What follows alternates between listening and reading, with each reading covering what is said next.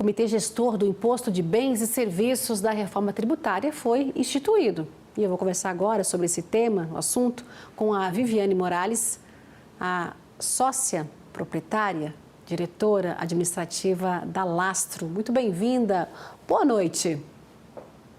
Boa noite, Simone. Obrigada. Vamos lá, então. Para os produtores que estão acompanhando a gente agora, que tem algum tipo de dúvida neste momento, né? Como é que vai funcionar essa estrutura do comitê gestor? Vamos trazer essas informações. Como é que funciona, então?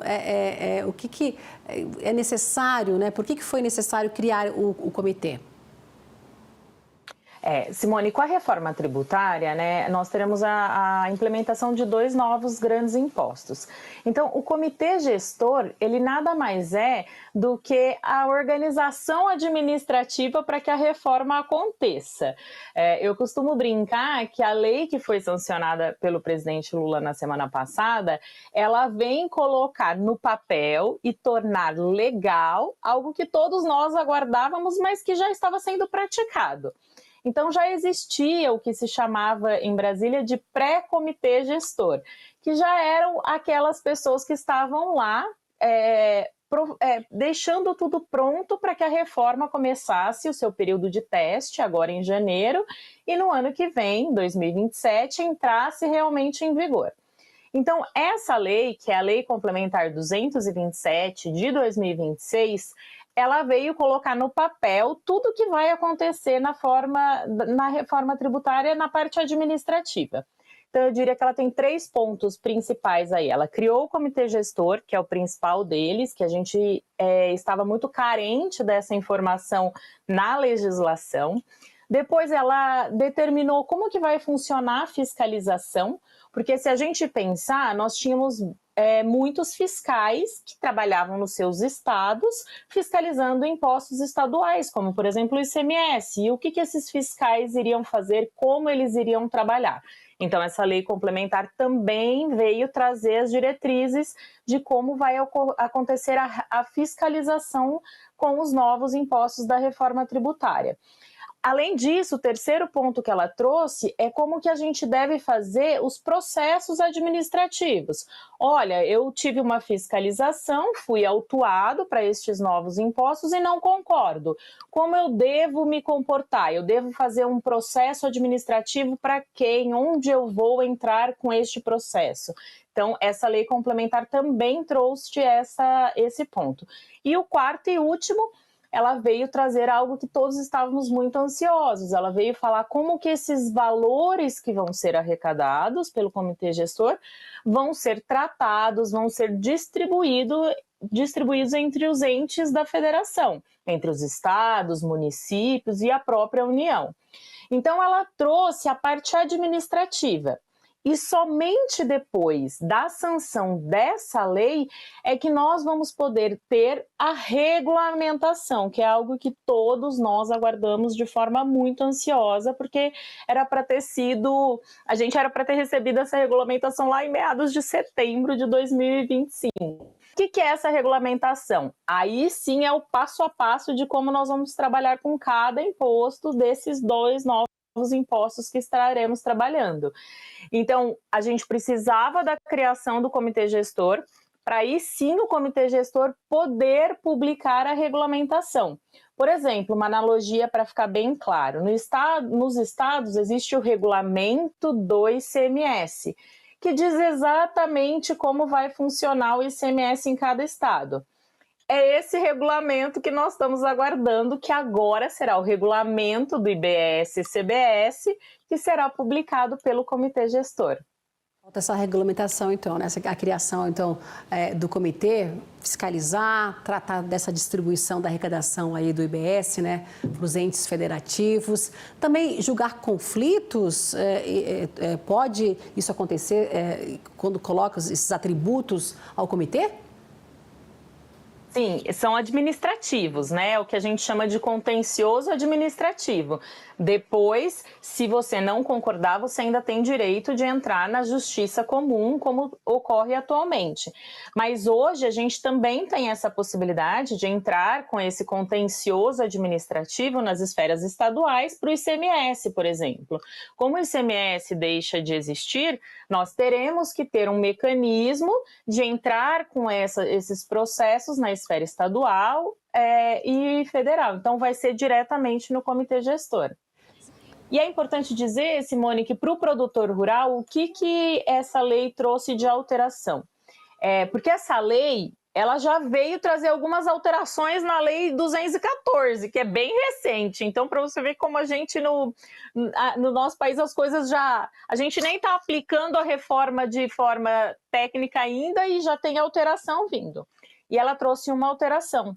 Existia muito a questão do produtor integrado, que o produtor integrado ele não precisaria ser contribuinte independente do valor que ele faturasse. Nessa lei complementar 227, ela não fala que isso mudou, mas ela já fala que poderá haver alíquotas diferentes para o crédito presumido do produtor integrado. Termos técnicos bem complicadinhos, mas resumidamente é assim.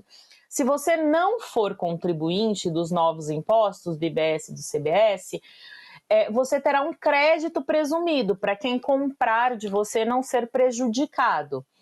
E antes a gente tinha, na Lei 214, uma visão de que o produtor integrado faturasse, independente do seu faturamento, ele ia ter esse crédito presumido. E agora a gente já teve a informação pela Lei Complementar 227 que poderá haver diferenças se o produtor é um pequeno produtor integrado ou se o produtor é um grande produtor integrado. Então, a gente sabe que a regulamentação vai trazer alguma coisa aí diferenciando este produtor integrado, que são aqueles produtores que é muito comum no sul do país e muito comuns na área de suínos, na área as granjas que fazem a engorda. Então, esses produtores vão ter aí um tratamento diferente com a regulamentação. A gente já tem essa ideia. A gente acompanha, como você falou, em relação à regulamentação, trazendo esse ponto importante aí do produtor integrado, como você bem lembrou, são aqueles produtores, né, no sul do país tem muito, né, quando a gente fala da suinocultura. Agora, Viviane, esse que recebe menos de 3 milhões e 600 mil anuais, é uma outra etapa, né? Ele pode aderir voluntariamente, esse produtor, né? Com essa possibilidade de acessar benefícios, enfim, quando coloca aí sobre as alíquotas, né? Em relação a fertilizantes. É isso, ele que vai decidir se é vantajoso ou não entrar aí acessar essa possibilidade aí de aderir ou não voluntariamente, não é? Exato, Simone. O produtor vai precisar fazer conta, porque o que a gente tem que pensar é que a reforma ela vai determinar para aqueles que são contribuintes que tudo que você compra gera um crédito e tudo que você vai vender você vai ter que recolher o imposto referente à sua venda de mercadoria. E aqueles que faturam abaixo de 3.600, eles vão poder optar se eles vão querer entrar nesse jogo ou não. A priori, a gente pensa, né, quando a gente fala que eu vou ficar de fora, é muito mais vantajoso. Mas a gente já tem alguns indícios de que quem vai comprar a sua mercadoria vai estar interessado no crédito que você vai passar para ele. E se você não for contribuinte, este crédito vai ser o que a gente chama de crédito presumido, que a gente ainda não sabe valores, não sabe como a empresa que comprou a sua produção vai receber esse crédito presumido. Então, independente de qualquer coisa, eu acho que a gente tem que sentar e fazer conta. A gente vê que para outros setores a reforma está muito adiantada. E é até engraçado, Simone, que a gente conversou há alguns dias atrás sobre o CNPJ de produtor rural, né? E eu tive a curiosidade de entrar na plataforma da reforma tributária dos novos impostos, que já está disponível para as empresas que estão fazendo o teste, com o acesso de um produtor do estado de São Paulo, porque ele já possui CNPJ. E já está tudo lá. tudo que ele comprou que gerou crédito e tudo que ele vendeu e que teoricamente geraria um débito. É claro que nas alíquotas de teste, que são alíquotas pequenininhas e que ninguém está pagando, mas a gente já consegue ver o que vai ser um produtor contribuinte. É claro que isso só é possível fazer com os produtores do estado de São Paulo e do estado de Alagoas, que são os produtores que possuem o CNPJ. Mas a gente consegue ver que vai ser possível o produtor ser um contribuinte e acompanhar a sistemática da reforma já na plataforma agora. Hoje, se você entrar, você já consegue analisar isso. Todo o produtor rural do país vai ter que ter o CNPJ, né? Tirando aí São Paulo, como você já falou que eles já têm. Agora, pegando esse teu gancho aí, tem um levantamento da PwC Brasil que ele aponta grandes companhias do setor, né? Que apenas 36 afirmam ter uma visão, então, estratégica, bem consolidada sobre essas mudanças aí nesse modelo de tributação.